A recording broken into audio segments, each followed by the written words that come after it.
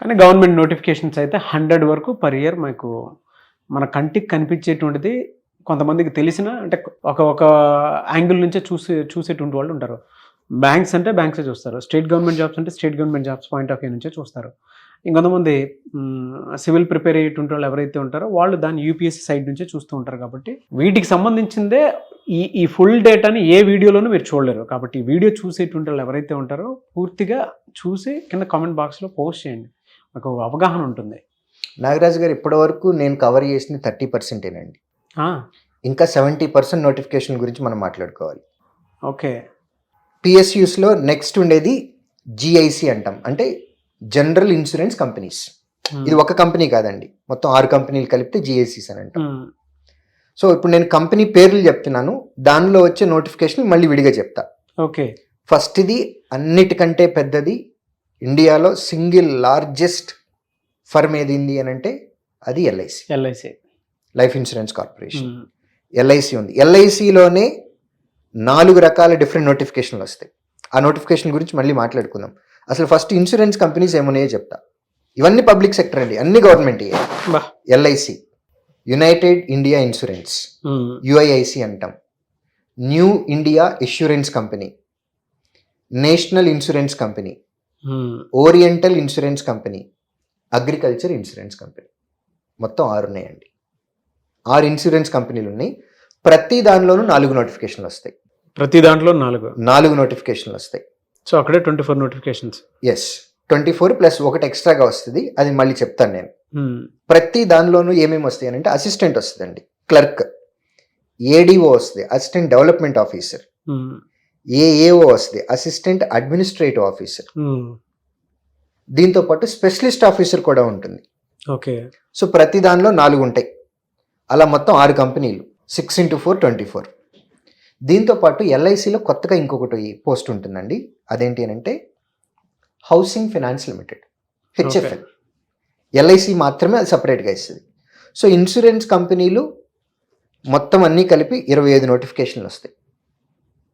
ఇవన్నీ కేవలం insurance companies మాత్రమే. ఇవి కాకుండా ఇంకా కొన్ని ఉన్నాయండి. ఇప్పుడు నెక్స్ట్ చెప్పబోయేవి నేను ఏవైతే ఉన్నాయో ఇవన్నీ పెద్ద పెద్ద నోటిఫికేషన్లు కాదండి, ఆర్గనైజేషన్ పరంగా చాలా పెద్ద ఆర్గనైజేషన్స్. ఓకే. గవర్నమెంట్ జాబ్సే, బట్ నంబర్ ఆఫ్ వేకెన్సీస్కి వచ్చేటప్పటికి థౌజండ్స్లో ఉండవు, హండ్రెడ్స్లోనే ఉంటాయి. బట్ ఇన్స్టిట్యూషన్ వైజ్గా చాలా మంచివి. ఈసీజీసీ అంటాం, export credit guarantee corporation, ECGC. దానికి సంబంధించిన నోటిఫికేషన్ ఉంటుంది. తర్వాత ఈపీఎఫ్ఓ ఉంటుంది, ఎంప్లాయీ ప్రావిడెంట్ ఫండ్ది. ఈఎస్ఐసి ఉంటుంది.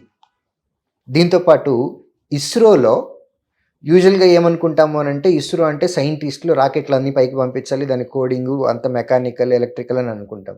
ఇస్రోలో డిగ్రీ క్వాలిఫికేషన్ తోటి జాబ్స్ ఉన్నాయండి. సైంటిస్ట్ బి అంటాం, పేరుకి సైంటిస్ట్ బి అనే, కానీ నిజంగా మనం పిహెచ్డి చేసిన వాళ్ళమో లేకపోతే సైంటిస్టులనే కాదండి, ఇస్రోలో ఉన్నాయి. దీంతో పాటు బార్క్, బాబా అటామిక్ రీసెర్చ్ సెంటర్లో ఉన్నాయి.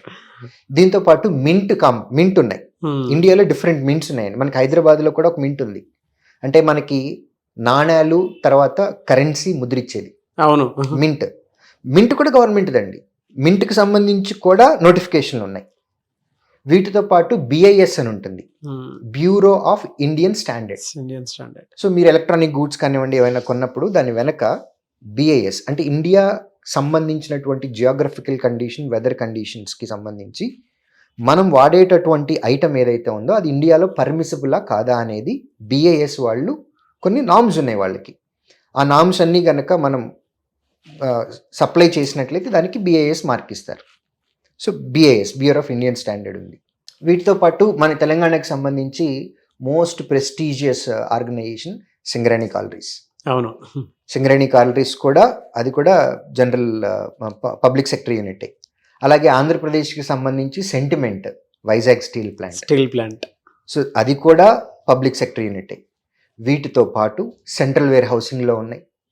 సెంట్రల్ వేర్ హౌసింగ్ నుంచి నోటిఫికేషన్స్ వస్తాయి, సిడ్బీ నుంచి వస్తాయి, నాబార్డ్ నుంచి వస్తాయి, at the same time DRDO నుంచి వస్తాయి, at the same time intelligence బ్యూరోకి సంబంధించినటువంటి వాటిల్లో 2 నోటిఫికేషన్లు ఉంటాయండి. IB, most prestigious institute for India. అందులో అసిస్టెంట్ అంటే క్లర్క్ సంబంధించి ఒక నోటిఫికేషన్ వస్తుందండి. తర్వాత ఏసీఐఓ అంటాం, ఇంటెలిజెన్స్ బ్యూరోలో ఒక పోస్ట్ పేరు ACIO, assistant central intelligence officer. Okay. ఈ పోస్ట్ గురించి చెప్పాలి అని అంటే గవర్నమెంట్ అంటే ఇంటెలిజెన్స్ బ్యూరో జనాలతోటి ఫ్రెండ్షిప్ చేయడానికి మీకు పోస్ట్ ఇస్తుంది. మీ డ్యూటీ ఏంటి అని అంటే జనాలతో ఫ్రెండ్షిప్ చేయాలి, వాళ్ళ దగ్గర నుంచి ఇన్ఫర్మేషన్ రాబట్టాలి, డిపార్ట్మెంట్కి ఇవ్వాలి. ఫ్రెండ్షిప్ చేసినందుకు మాత్రమే అంటే వాళ్ళ డ్యూటీ నేను సింప్లిఫైడ్గా చెప్పాను మీకు అది.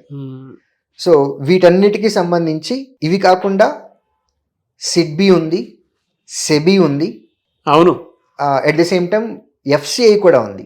ఎఫ్సి కూడా చాలా పెద్దదండి, ఫుడ్ కార్పొరేషన్ ఆఫ్ ఇండియా చాలా పెద్దది. ఎఫ్సిఐలో కూడా మంచి పోస్టులు ఉంటాయి, ఎక్కువ నెంబర్ ఆఫ్ వేకెన్సీస్ ఉంటాయి. ఇవన్నీ ఇప్పటి వరకు మనం మాట్లాడుకునే అయితే ఏమున్నాయో ఇవన్నీ కూడా ఏది కూడా ప్రైవేట్ ఆర్గనైజేషన్ కాదండి, అన్ని గవర్నమెంటే. అది స్టేట్ గవర్నమెంట్ అవ్వచ్చు, సెంట్రల్ గవర్నమెంట్ అవ్వచ్చు, లేకపోతే పబ్లిక్ సెక్టర్ యూనిట్ అవ్వచ్చు. మళ్ళీ డిఆర్డిఓలో కొన్ని పడతాయి. డిఆర్డిఓలో కూడా మళ్ళీ డిఫరెంట్ కేటగిరీస్కి సంబంధించి ఇప్పటి వరకు ఇన్స్టిట్యూషన్స్ చెప్పాను నేను ఎక్కువ. అవునవును, మోర్ దెన్ 100 ఉన్నాయండి. అంటే దీంట్లో ఇంకొక క్వశ్చన్ అడగచ్చు మీరు, ఇవన్నీ ప్రతి ఇయర్ పడతాయనంటే నేను చెప్పిన ప్రతి ఇయర్ పడక్కర్లేదు. బట్ డెఫినెట్గా ఇప్పుడు నేను చదివిన లిస్ట్లో మోర్ దెన్ 70%. మోర్ దెన్ 70% అసలు. అంటే 100 నోటిఫికేషన్ల గురించి మనం మాట్లాడుకున్నప్పుడు వీటిలో 30 రాకపోయినా సరే 70 వస్తున్నాయి. సో దయచేసి అంటే నా రిక్వెస్ట్ ఏంటి అని అంటే గ్రాడ్యుయేట్స్ ఎవరైతే ఉన్నారో తెలుగు రాష్ట్రాల్లో మీ దృష్టిలో గవర్నమెంట్ జాబ్ అని అంటే కేవలం స్టేట్ గవర్నమెంట్ జాబ్ అని మాత్రమే ఉంటుంది. స్టేట్ గవర్నమెంటే కాదు, సెంట్రల్ గవర్నమెంట్కి సంబంధించినవి ఉన్నాయి, పబ్లిక్ సెక్టర్ యూనిట్స్ ఉన్నాయి. మరీ దారుణం అండి. నేను ఈ మధ్య మన వీడియోస్లోనే ఏదో ఒక వీడియో కమెంట్ ఎక్కడో చదివాను, గవర్నమెంట్ జాబ్స్ ఎక్కడుంటాయి అని అనుకుంటే ఒక ఆయన కమెంట్ పెట్టాడు, ఇది ఫేస్బుక్లో అనుకుంటండి. ఆ కమెంట్ ఓపెన్ చేసి చూస్తే ఆయన ప్రొఫైల్ కనపడుతుంది కదండి, ఆ ప్రొఫైల్ కనపడితే ఆయన ఏపీ స్టేట్ గవర్నమెంట్ ఆఫీసర్ అసోసియేషన్లో ఆయన ఒక మెంబర్. అంటే మనం ఉన్నటువంటి సిచ్యువేషన్ ఎట్లా ఉంది అని అంటే జనాల పర్సెప్షన్లో గవర్నమెంట్ జాబ్స్ అని అంటే కేవలం స్టేట్ గవర్నమెంట్ ఇచ్చేవి అని అనుకుంటున్నారు. సో ఇక్కడ నా రిక్వెస్ట్ ఏంటి అని అంటే అది పేరెంట్కి కానివ్వండి లేకపోతే స్టూడెంట్కి కానివ్వండి, ఈ వీడియోలో నేను చెప్పినటువంటివి మొత్తం మీరు ఆర్డర్లో రాసుకుంటే మోర్ దెన్ 100 వస్తాయండి. అవును, ఈ 100లో డెఫినెట్గా 70 and above notifications every year ఏదో ఒక టైంలో వస్తూనే ఉన్నాయి. ఫస్ట్ ఆఫ్ ఆల్ మనకు కావాల్సింది ఏంటి అని అంటే పర్సెప్షన్ మార్చుకోండి. అవును, గవర్నమెంట్ జాబ్ అంటే ఓన్లీ స్టేట్ గవర్నమెంట్ జాబ్ అని అనుకుంటున్నారు, అది కాదు. పర్మనెంట్గా ఉండేటటువంటి జాబ్ ఏదైతే ఉందో ప్రతిదీ గవర్నమెంట్ జాబే, అది పబ్లిక్ సెక్టర్ యూనిట్లు అయినా సరే. ఇంకొక విషయం బ్యూటిఫుల్ ఏంటి అని అంటే వీటన్నిటికీ 90% సిలబస్ ఒకటేనండి. వీటన్నిటికీ 90% సిలబస్ ఒకటే. సో ఈ సిలబస్ని ఏదైతే ఉందో అది గనక మీరు నాలెడ్జ్ని గెయిన్ చేసి దాన్ని ప్రాక్టీస్ చేసి సిలబస్ మీద మీరు కాన్సన్ట్రేషన్ చేసి గ్రిప్ తెచ్చుకున్నట్లయితే నోటిఫికేషన్ వచ్చిన తర్వాత అప్లై చేసి ఆ నోటిఫికేషన్కి ప్రిపరేషన్ స్టార్ట్ చేయొచ్చు. ప్రిపరేషన్ అంటే ప్రాక్టీస్ చేయటం. నోటిఫికేషన్ వచ్చిన తర్వాత చదవటం మొదలు పెట్టకూడదండి. నోటిఫికేషన్ వచ్చే టైంకి చదవటం అయిపోవాలి, నోటిఫికేషన్ వచ్చిన తర్వాత ప్రాక్టీస్ చేయటం మొదలు పెట్టాలి. అలా ఎవరన్నా చేస్తే ముందు జాగ్రత్తగా వాళ్ళకి జాబులు రావడానికి అవకాశం ఉంది. అంతే తప్ప ప్రతి మనిషికి గవర్నమెంట్ ఉద్యోగం రావాలని రూల్ ఎక్కడా లేదు. Practically it is not possible also. So ముందు నుంచి ప్రిపేర్ అవ్వాలి. నోటిఫికేషన్ దిశగా ఎవరైతే స్టూడెంట్స్ వెళ్ళాలి, అడుగు పెట్టాలి అనుకున్నటువంటి వాళ్ళకి మాత్రం ఇన్ని అవకాశాలు ఉన్నాయనేది పేరెంట్స్కి తెలియదు, కొంతమంది స్టూడెంట్స్కి కూడా తెలియదు.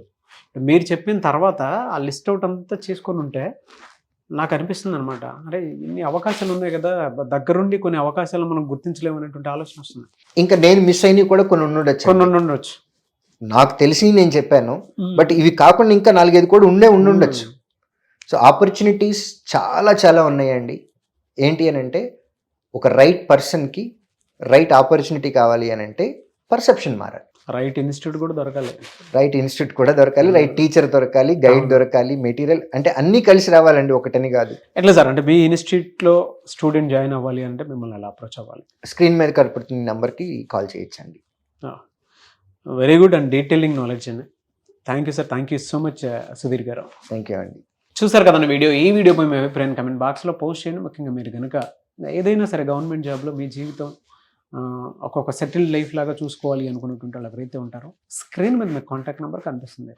మీరు ఏదైనా కోచింగ్ ఇన్స్టిట్యూట్లోకి కోచింగ్ తీసుకొని అవగాహన పెంచుకొని ఒక్కొక్క మంచి నాలెడ్జ్ తోటి, అది కూడా ఒక మంచి కల్చర్ ఉండేటువంటి వాతావరణంలో పిల్లలు మంచిగా అంటే ఎలానంటే ఒక్కొక్క కాంపిటేటివ్ వరల్డ్లో ఉన్నప్పుడు హెల్తీ కాంపిటీషన్, ఒక ఫ్రెండ్షిప్, దాంతోపాటు ఒక విజన్ ఉండేటువంటి స్టూడెంట్స్ తోటి మీ పిల్లల్ని ట్రావెల్ చేయాలి అనుకుంటే శ్రీధర్ సిసి ఇన్స్టిట్యూట్లో మీరు జాయిన్ అవ్వాలనుకుంటే స్క్రీన్ మీద మీకు కాంటాక్ట్ నెంబర్ కనిపిస్తుంది. దాన్ని మీరు call or message or WhatsApp చేసి వెంటనే ఎన్రోల్ చేసుకుని జాయిన్ అవ్వచ్చు. అది ఆన్లైన్ అయినా సరే, ఆఫ్లైన్ అయినా సరే. అండ్ ఆన్లైన్ టెస్టులు కూడా ఉంటాయి. ఆ విధంగా సరే మీరు అప్రోచ్ అవ్వాలనుకుంటే స్క్రీన్ మీద కనిపిస్తున్న నెంబర్కి కాల్ ఆర్ మెసేజ్ వాట్సాప్ చేసి మీరు అప్రోచ్ అవ్వచ్చు. అండ్ ఈ వీడియో లైక్ చేయండి, షేర్ మాత్రం తప్పకుండా చేయండి. ఇలాంటి మరిన్ని వీడియోస్ కోసం మా ఛానల్ ఫాలో అవ్వండి. Thank you.